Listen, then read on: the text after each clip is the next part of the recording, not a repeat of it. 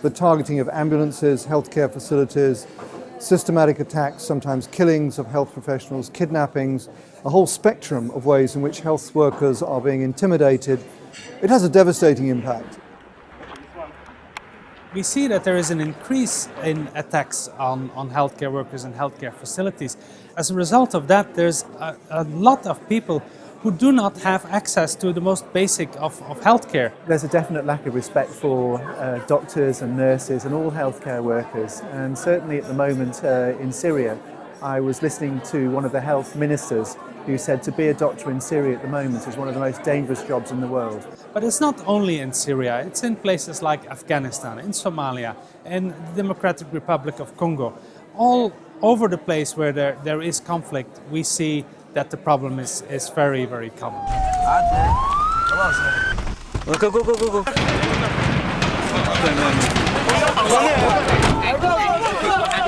Come. What happened? Come, no, I don't, no time.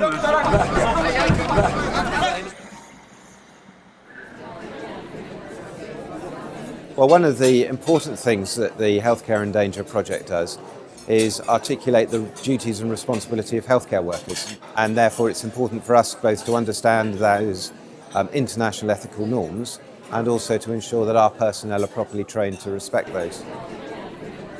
Ethical boundaries create the relationship of trust which allows doctors and others to actually work with patients in the most difficult circumstances.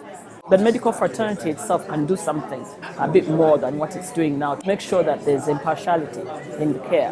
One of them is, of course, to make sure that our health workers are trained so they know their ethical obligations and they know the rights of their patients and their own rights and their obligations to provide the impartial care. Providing that impartiality, demonstrating that very obviously, can be an important protection for yourself and for the institution in which you work.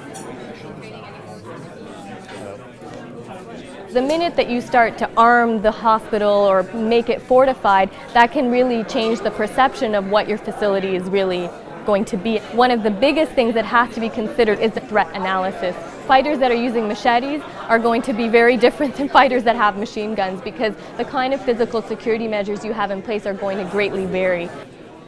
In certain contexts, marking your hospital would actually ensure safety, versus in other scenarios where hospitals are directly being targeted, marking your hospital would actually make you in direct danger now. And it would be better to actually make it look more hidden or not mark it at all, but while ensuring that patients can access it.